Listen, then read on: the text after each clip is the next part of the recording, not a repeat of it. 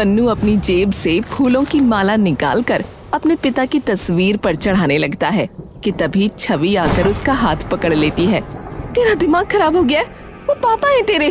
पापा है नहीं, पापा थे। तभी उनके दरवाजे पर दस्तक होती है। मन्नू जाकर दरवाजा खोल देता है। हाँ जी। सरपंच जी ने पंचायत रखवाई है और आपको भी बुलाया।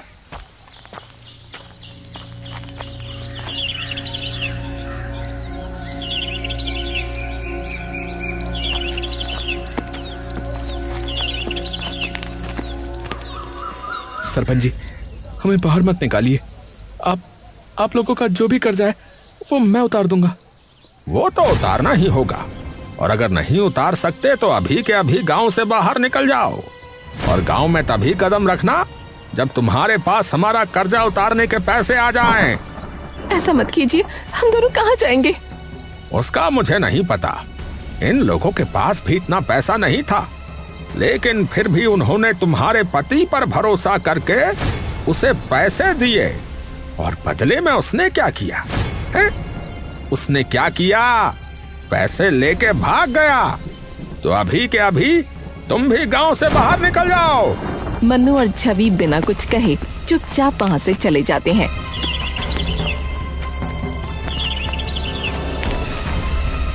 और घर जाकर अपना सारा सामान बांधकर अपना घर छोड़कर निकल जाते हैं।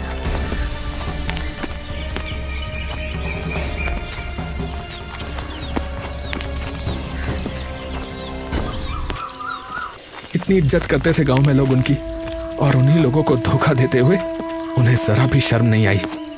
20 साल बिताए हैं मैंने उनके साथ, और मुझे पता है कि वो इस गांव के लोगों के साथ कभी ऐसा नहीं कर सकते, और उससे भी बड़ी बात, वो हमारे साथ कभी ऐसा नहीं कर सकते।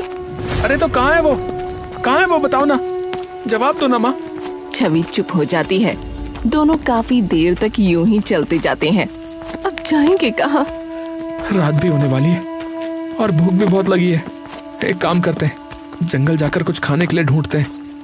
क्या पता वहाँ कुछ मिल जाए खाने को। सही कहा। छवि और मन्नू खाने की तलाश में चलते चलते जंगल की काफी गहराई में पहुंच जाते हैं, और देखते ही देखते अब दिन भी ढलने लगता है।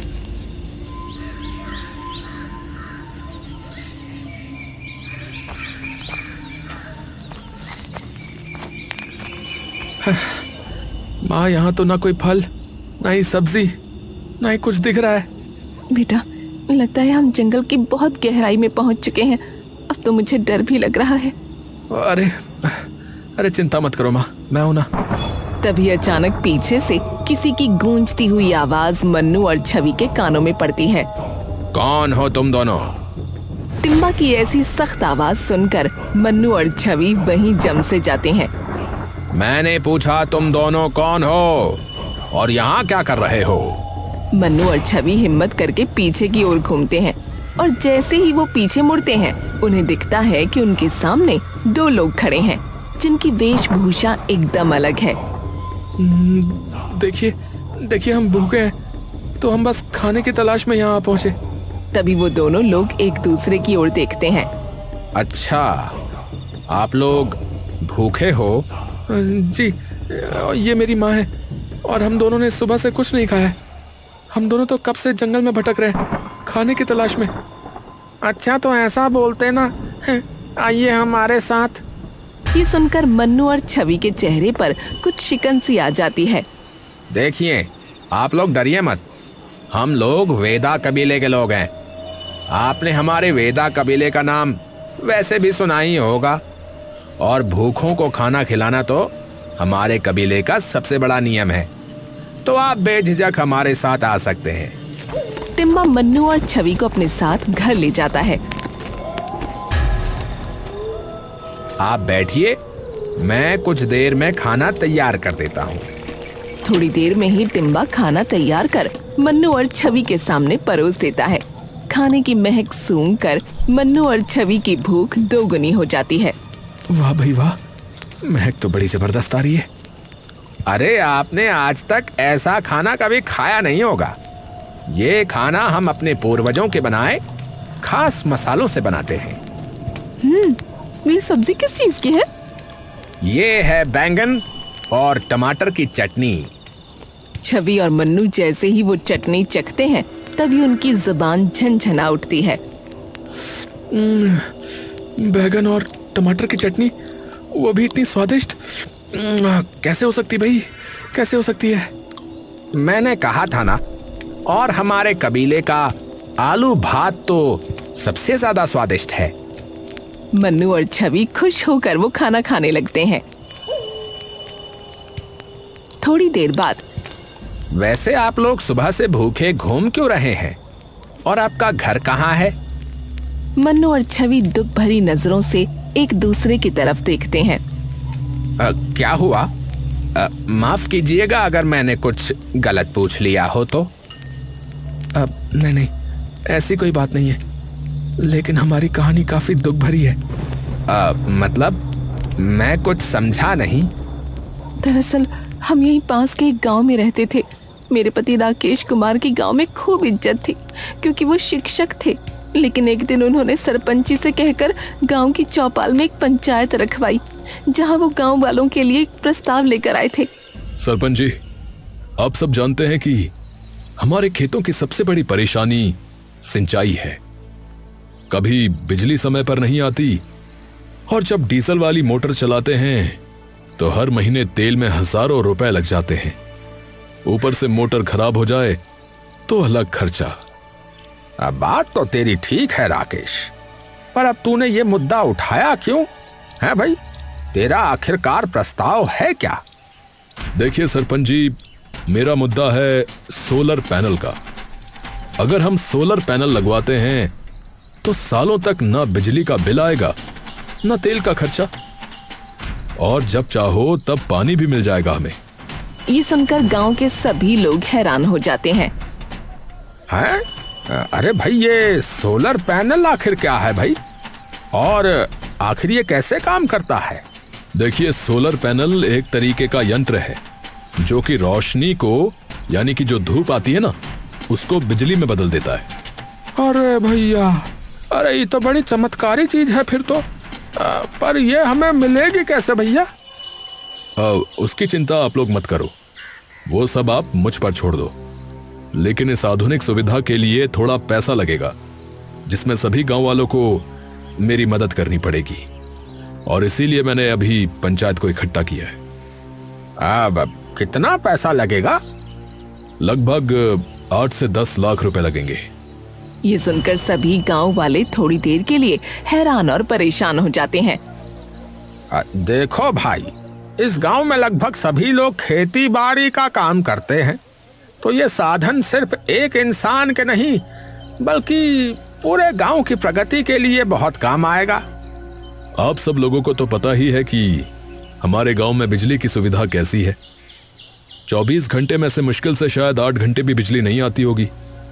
तो बताओ, ऐसी हालत में किसान अपने खेतों की सिंचाई कैसे करेंगे जब मोटर ही नहीं चलेगी? तो इसलिए ये सोलर पैनल सबके बहुत काम आएगा। मेरी जान पहचान में एक दोस्त है जो तुरंत इसका इंतजाम करवा देगा। सभी गांव वालों को उन पर भरोसा हो गया और उन्होंने मिलकर राकेश जी को 10 लाख रुपए दे दिए। पर किसी को भी ये भनक नहीं थी कि वो सारा पैसा लेकर भागने वाले हैं। क्या वो पैसे लेकर भाग गए? हाँ, गांव वालों को लगा कि 2-3 दिन में पापा वापस आ जाएंगे, लेकिन ना उन्हें पता था और ना हमें कि उन पैसों के आगे ना उन्हें अपनी बीवी दिखेगी और ना ही बेटा। और जब उनसे ना कोई संपर्क हो पाया, ना ही कोई बात हो पाई, तब गांव वालों ने ये सुनिश्चित कर लिया कि वो उनके पैसे लेकर भाग गए हैं, और सारा इल्जाम आकर मेरे और मेरे बेटे के सिर पर आ गिरा। सरपंच जी ने हमें गांव से बाहर निकाल दिया और बस फिर हम यहाँ पहुंचे खाने की तलाश में। हे भगवान, ये तो सच में बहुत बुरा हुआ। तो अब तुम लोग क्या करोगे? पता नहीं अब क्या करना है, लेकिन जब तक हम गांव वालों का कर्जा नहीं चुका देते तब तक हम गांव में वापस नहीं जा सकते। हमारी खोई हुई इज्जत मैं वापस आपको लौटा कर ही रहूंगा, ये मेरा वादा है आपसे। पर बेटा, हम इतना ज्यादा कर्जा कैसे उतारेंगे? तभी मन्नू का ध्यान उन बर्तनों पर जाता है जिनमें उन्होंने खाना खाया था, और एकदम से उसकी आंखों में एक अजीब सी उमंग आ जाती है। माँ, क्यों ना हम अपना एक ढाबा खोलें? ना हमारे पास कोई पैसा है, ना रहने के लिए कोई घर। हम कैसे कोई ढाबा खोल सकते हैं? अगर हम इसी खाने को लोगों तक पहुंचाएं तो सभी लोग भाग भाग कर ये खाना खाने आएंगे। और ढाबा ना सही, एक ठेला तो ले ही सकते हैं। गांव-गांव जाकर खिलाएंगे लोगों को, और वो भी मिट्टी के बर्तनों में। पर खाना तब तक ठंडा हो जाएगा। तो खाने को मिट्टी की हांडियों में रखना, और उन हांडियों को एक लकड़ी के डब्बे में रखना, और फिर उनको घास से ढक देना, और फिर देखना 6-7 घंटे तक खाना यूं ही गर्म रहेगा। तो क्या आप बना देंगे हमारे लिए इतना खाना रोज? हाँ हाँ, क्यों नहीं। आपका बहुत बहुत शुक्रिया। ये एहसान हम जिंदगी भर नहीं चुका सकेंगे। अरे ऐसी कोई बात नहीं है। प्रेम और सेवा भाव तो हमेशा से हम कबीले वालों का मूल धर्म रहा है, और हमें तो जो भी मिलता है प्रकृति से मिलता है। तो हमारा भी फर्ज बनता है कि जब ऊपर वाला हमें इतना कुछ दे रहा है तो हम भी क्यों ना लोगों की सहायता करें। पर हम ठेला कहाँ से लेकर आएंगे? अरे वो तो हम में से कोई भी बना देगा। ये सुनते ही मन्नू और छवि की आंखें चमक उठती हैं। सच में? हाँ भाई।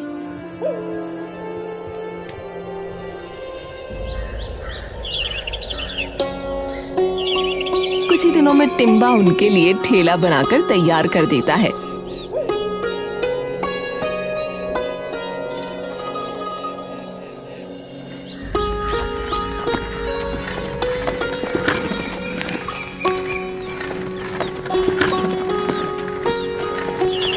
कुछ दिन बाद बस लोग आ जाएं लेने।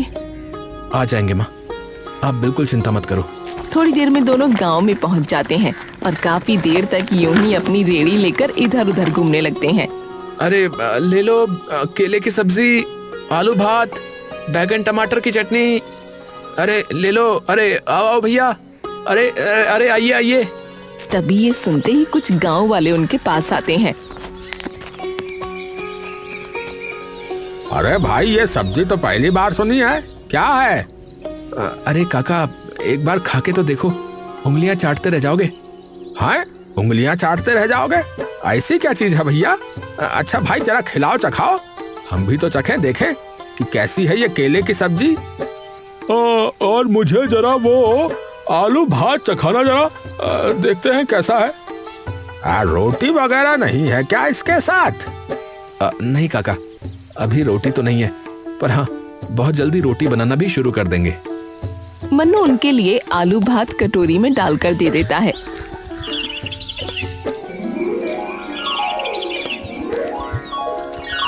और जैसे ही वो लोग आलू भात चखते हैं तभी उनकी आंखें एकदम से बड़ी हो जाती हैं। अरे भाई क्या जादू बना दिया। ये इतनी स्वादिष्ट सब्जी तो मैंने अपनी जिंदगी में नहीं खाई। अरे भाई वाह वाह, मजा ही आ गया भैया इस केले की सब्जी में से तो। आहा, ये तो बिना रोटी के भी खूब स्वादिष्ट लग रही है भैया। भाई मेरे घर के लिए भी बात देना भैया, जरा 4 कटोरी। मेरी भी भैया, मेरी भी।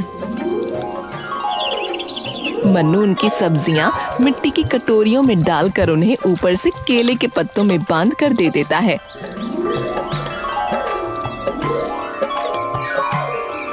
अरे वाह, तुम तो बिल्कुल सारी चीजें एकदम प्राकृतिक तरीके से देते हो। बिल्कुल काका। तो कैसा रहा पहला दिन? अब इतनी बिखरी तो नहीं हुई जितनी सोची थी, पर हाँ, आपके हाथों का बना खाना जिसने भी खाया वो उंगलियां चाटता रह गया। कोई बात नहीं बेटा, आज तो पहला दिन था ना, धीरे धीरे करके भगवान की दया से बढ़िया चल जाएगा काम। अगले दिन एक और बार फिर मन्नू और छवि अपना ठेला लेकर उसी गांव में पहुंचे। लेकिन अब की बार जैसे ही लोगों ने उनका ठेला देखा तो उनके आसपास काफी सारी भीड़ जमा हो गई। अरे भाई, हम तो तुम्हारा इंतजार कर रहे थे कब से, हैं कि आओगे। और भैया, जब से तुम्हारे हाथों की बनी सब्जी खाई है मैं तो भूल ही नहीं पाया भैया उसका स्वाद। तो भाई ऐसा है कि मेरे लिए तो भैया आलू भात की पूरी हांडी कर दो भैया। हाँ। अरे बहन जी, आपके हाथों में तो जादू लगता है। मैं तो कल अपने पति पर गुस्सा हो गई कि इतनी से क्यों लाए, तो मेरी भी एक पूरी हांडी कर देना। हाँ, धन्यवाद बहन जी, पर मैंने ये नहीं बनाया, किसी और ने बनाया है। ये बेदा कबीले वालों का पुश्तैनी खाना है। अरे वाह! और देखते ही देखते यूं ही शाम होने से पहले पहले मन्नू और छवि के ठेले से सारा खाना खत्म हो जाता है।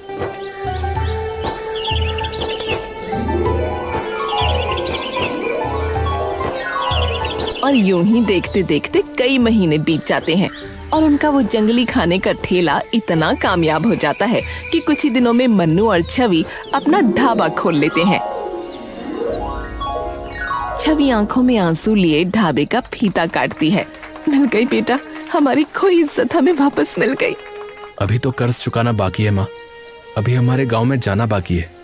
मन्नू की आंखों में वो बेचैनी देख छवि कुछ देर के लिए स्तब्ध रह जाती है और कुछ ही देर में पूरा ढाबा लोगों से भर जाता है। अब भाई, अब सुबह से शाम तक तुम्हारे ढाबे से भीड़ नहीं घटने वाली। हाँ तो अपना आलू भात केले की सब्जी ज्यादा ही बना के रखना भैया। हाँ अरे काका, और भी नई चीजें हैं अब तो। अरे भैया, मैं तो यही कह रहा हूँ कि वो जो कुछ भी बना रहे हो, बनाना ठोक के भैया।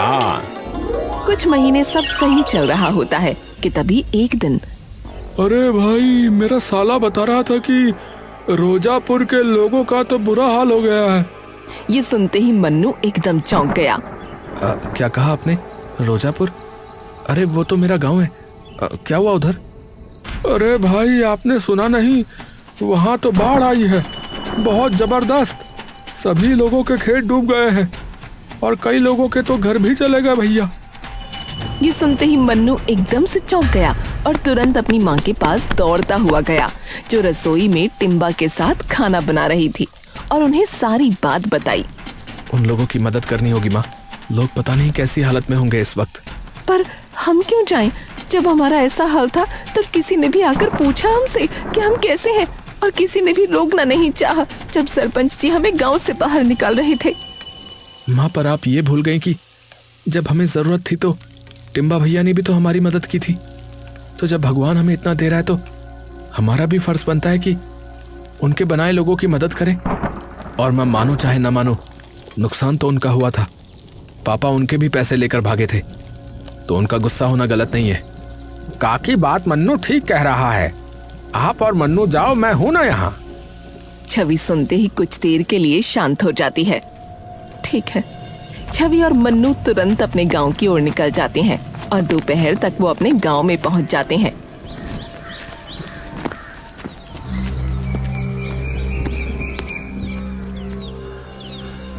और जैसे ही वो दोनों वहां पहुंचकर अपने गांव का हाल देखते हैं तो दोनों कुछ देर के लिए एकदम स्तब्ध रह जाते हैं। गांव के चारों ओर शोक का माहौल होता है। गांव का हर खेत बाढ़ में डूब चुका होता है। सब लोग कहाँ हैं? शायद चौपाल में बैठे होंगे। मन्नू और छवि तुरंत चौपाल चले जाते हैं।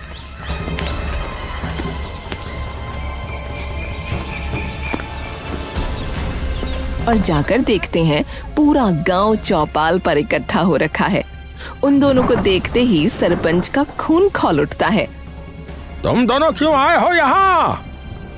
देखिए, मैं जानता हूँ कि आप सभी लोग हम सबसे गुस्सा हैं, क्योंकि मेरे पापा ने आप सभी लोगों के साथ विश्वासघात किया है।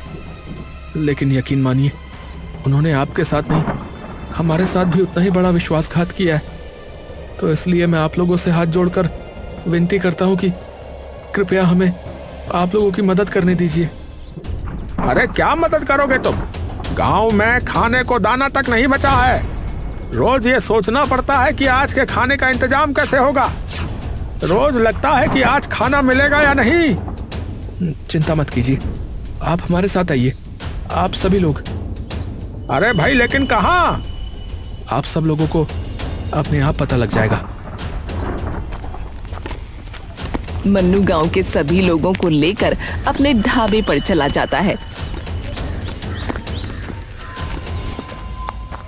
और सब लोगों को बिठाकर बिना एक पैसा लिए खाना खिलाने लगता है। गांव के सब लोग वो खाना खाते ही दंग रह जाते हैं। अरे भाई, तुम्हारे हलवाई ने खाना बहुत ही स्वादिष्ट बनाया है। मन्नू मुस्कुराकर टिम्बा की ओर देखता है। धन्यवाद आपका। आप सभी लोगों का बहुत बहुत धन्यवाद। और जब तक आप लोगों के खेतों से पानी नहीं उतर जाता तब तक आप लोगों को खाने पीने की बिल्कुल चिंता करने की जरूरत नहीं है। और जिसके पास रहने के लिए घर नहीं है वो यहाँ आकर रह सकते हैं।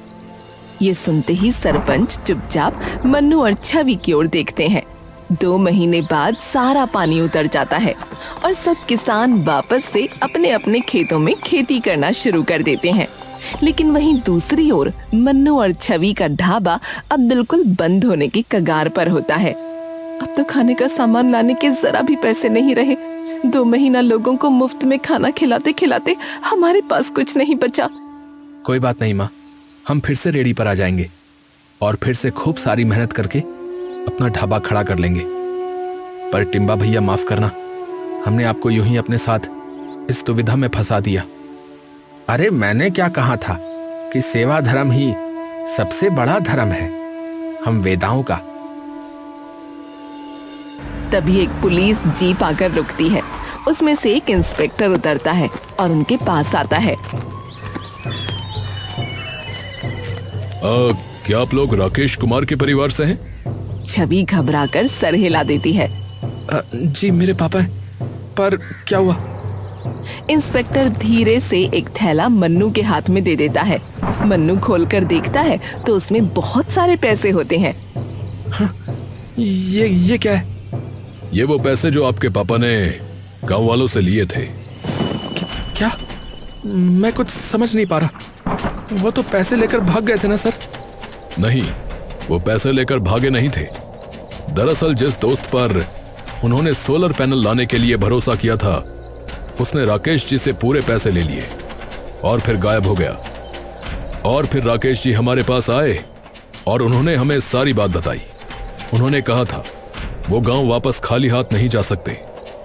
तो पर हमें उस इंसान के बारे में कुछ पता नहीं लग पाया, तो उन्होंने कई जगह जाकर उस आदमी के बारे में जानकारी इकट्ठी करनी शुरू कर दी और आखिरकार हमें फोन करके उसका ठिकाना बताया। हम तुरंत वहां पहुंचने के लिए निकले, लेकिन उससे पहले ही उन लोगों को पता लग गया कि राकेश जी ने पुलिस को खबर कर दी है। इंस्पेक्टर कुछ पल के लिए रुकता है और अपनी टोपी सर से उतार लेता है। जब हम पहुंचे तब तक बहुत देर हो चुकी थी। हम उन ठगों को तो पकड़ पाए, लेकिन राकेश जी को नहीं बचा पाए। उन लोगों ने राकेश जी जैसे कई लोगों को ठगा था, तो उन्हीं की वजह से आज न जाने कितने लोगों को उनके हक के पैसे मिले हैं। राकेश जी भागे नहीं थे, वो लड़ रहे थे। ये सुनते ही मन्नू और छवि वहीं बिखर जाते हैं और फूट फूट कर रोने लगते हैं। अरे अरे संभालो संभालो आप दोनों खुद को।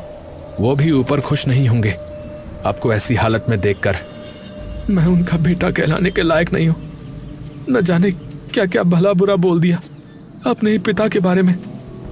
आप सही थी माँ। तभी टिम्बा उन दोनों को संभालने लगता है। सबसे पहले तो आपको उनकी इज्जत और उनका सम्मान वापस दिलाना होगा उन्हें, ये सच सभी गांव वालों को बता करके। इंस्पेक्टर साहब, क्या आप खुद उन्हें ये बात बता देंगे? जी बिल्कुल। वो सब लोग गांव जाते हैं और उन्हें सारी बात बता देते हैं, जिसे सुनकर सारे गांव वाले भावुक हो जाते हैं। अरे एक बेटा है जिसने हमें बिना कुछ कहे 2 महीने तक खाना खिलाया, इतने लोगों को रहने के लिए छत दी, और एक बाप था जिसने हमारे पैसों के लिए अपनी जान दे दी। और हमने क्या किया? इन पे शक, इन्हें गांव से बाहर निकाल दिया। अरे माफ कर देना मन्नू बेटा, हमें माफ कर देना। मन्नू वो पैसे सरपंच जी को दे देता है। ये आप सभी के पैसे। ये अब तेरे हैं बेटा, इससे तू अपना ढाबा खोल नया। मन्नू चौंक कर उन सभी लोगों को देखता है और छवि चुपचाप ऊपर आसमान की ओर देखने लगती है। हमें बचाने के लिए शुक्रिया, और मुझे अकेला छोड़ जाने के लिए मैं जिंदगी भर माफ नहीं करूंगी। आप चाहे मुझे ऊपर आने के बाद कितना ही मनाने की कोशिश करो। कुछ ही दिनों में मन्नू अपना ढाबा अपने गांव में फिर से खड़ा कर देता है। पर अब की बार ढाबे का नाम होता है राकेश ढाबा।